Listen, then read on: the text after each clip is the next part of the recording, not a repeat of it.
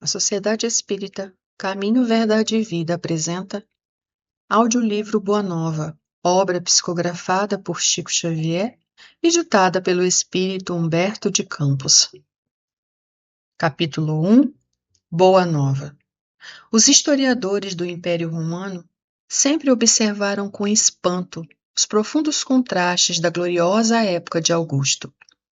Caio Júlio César Otávio chegara ao poder, não obstante o lustre de sua notável ascendência, por uma série de acontecimentos felizes. As mensalidades mais altas da antiga república não acreditavam no seu triunfo. Aliando-se contra a usurpação de Antônio, com os próprios conjurados que haviam praticado o assassínio de seu pai adotivo, suas pretensões foram sempre contrariadas por sombrias perspectivas. Entretanto, suas primeiras vitórias começaram com a instituição do triunvirato e, em seguida, os desastres de Antônio no Oriente lhe abriram inesperados caminhos. Como se o mundo pressentisse uma abençoada renovação de valores no tempo, em breve todas as legiões se entregavam, sem resistência, ao filho do soberano assassinado. Uma nova era principiara com aquele jovem enérgico e magnânimo. O grande império do mundo, como que influenciado por um conjunto de forças estranhas, descansava numa onda de harmonia e de júbilo, depois de guerras seculares e tenebrosas. Por toda parte, levantavam-se templos e monumentos preciosos. O hino de uma paz duradoura começava em Roma, para terminar na mais remota de suas províncias, acompanhado de amplas manifestações de alegria por parte da plebe anônima e sofredora. A cidade dos Césares se povoava de artistas, de espíritos nobres e realizadores. Em todos os recantos permanecia a sagrada emoção de segurança, enquanto o organismo das leis se renovava, distribuindo os bens da educação e da justiça. No entanto, o inesquecível imperador era franzino e doente. Os cronistas da época referem-se, por mais de uma vez, às manchas que lhe cobriam a epiderme, transformando-se de vez em quando em dardos dolorosos. Otávio nunca foi senhor de uma saúde completa. Suas pernas viviam sempre enroladas em faixas e sua caixa torácica, convenientemente resguardada contra os golpes de ar que lhe motivavam incessantes resfriados. Com frequência, queixava-se de enxaquecas que se faziam seguir de singulares abatimentos. Não somente nesse particular padecia o imperador das extremas vicissitudes da vida humana. Ele, que era o regenerador dos costumes, o restaurador das tradições mais puras da família, o maior reorganizador do império, foi obrigado a humilhar os seus mais fundos e delicados sentimentos de pai e de soberano, lavrando um decreto de banimento de sua única filha, exilando-a na ilha de Pandantária, por efeito de sua vida de condenáveis escândalos na corte, sendo compelido mais tarde a tomar as mesmas providências em relação à sua neta.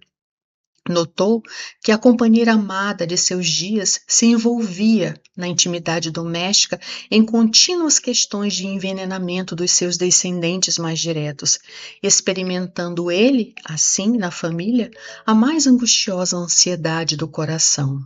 Apesar de tudo, seu nome foi dado ao século ilustre que o vira nascer. Seus numerosos anos de governo se assinalaram por inolvidáveis iniciativas. A alma coletiva do império nunca sentira tamanha impressão de estabilidade e de alegria. A paisagem gloriosa de Roma jamais reunira tão grande número de inteligências.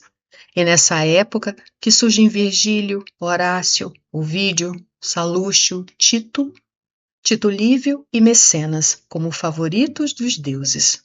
Em todos os lugares, lavravam-se mármores soberbos, esplendiam jardins suntuosos, erigiam-se palácios e santuários. Protegia-se a inteligência, criavam-se leis de harmonia e de justiça, num oceano de paz inigualável. Os carros de triunfo esqueciam por algum tempo as palmas de sangue e o sorriso da deusa Vitória não mais se abria para os movimentos de destruição e morticínio. O próprio imperador, muitas vezes, em presidindo as grandes festas populares, com o coração tomado de angústia pelos dissabores de sua vida íntima, se surpreendeu testemunhando o júbilo e a tranquilidade geral do seu povo. E, sem que conseguisse explicar o mistério daquela onda interminável de harmonia, chorando de comoção, quando do alto de sua tribuna dourada escutava a famosa composição de Horácio, onde se destacavam esses versos de morredoura beleza. Ó sol fecundo, que com teu carro brilhante abres e fechas o dia, que surges sempre novo e sempre igual, que nunca possas ver algo maior do que Roma. É que os historiadores ainda não perceberam, na chamada época de Augusto, o século do Evangelho ou da Boa Nova. Esqueceram-se de que o nobre Otávio era também homem e não conseguiram saber que, no seu reinado, a esfera do Cristo se aproximava da terra, numa vibração profunda de amor e de beleza.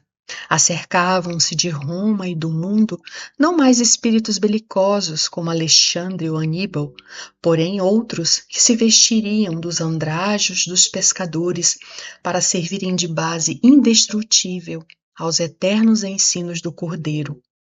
Emergiam nos fluidos do planeta os que preparariam a vinda do Senhor e os que se transformariam em seguidores humildes e imortais dos seus passos divinos. É por essa razão que o ascendente místico da era de Augusto se traduzia na paz e no júbilo do povo, que instintivamente se sentia no limiar de uma transformação celestial. Ia chegar à terra o sublime emissário, sua lição de verdade e de luz ia espalhar-se pelo mundo inteiro, como chuva de bênçãos magníficas e confortadoras. A humanidade vivia então o século da Boa Nova. Era a festa de noivado a que Jesus se referiu no seu ensinamento imorredouro. Depois dessa festa dos corações, qual roteiro indelével para a concórdia dos homens, ficaria o Evangelho como o livro mais vivaz e mais formoso do mundo, constituindo a mensagem permanente do céu entre as criaturas em trânsito pela terra. O mapa das abençoadas altitudes espirituais, o guia do caminho, o manual do amor, da coragem e da perene alegria. E, para que essas características se conservassem entre os homens, como expressão de sua sábia vontade, Jesus recomendou aos seus apóstolos que iniciassem o seu glorioso testamento com os hinos e os perfumes da natureza, sob a claridade maravilhosa de uma estrela, a guiar reis e pastores à manjedoura rústica, onde se entoavam as primeiras notas de seu cântico de amor e o terminassem com a luminosa visão da humanidade futura, na posse das bênçãos de redenção. É por esse motivo que o Evangelho de Jesus, sendo o livro do amor e da alegria, começa com a descrição da gloriosa noite de Natal e termina com a profunda visão da Jerusalém libertada, entrevista por João nas suas divinas profecias do Apocalipse.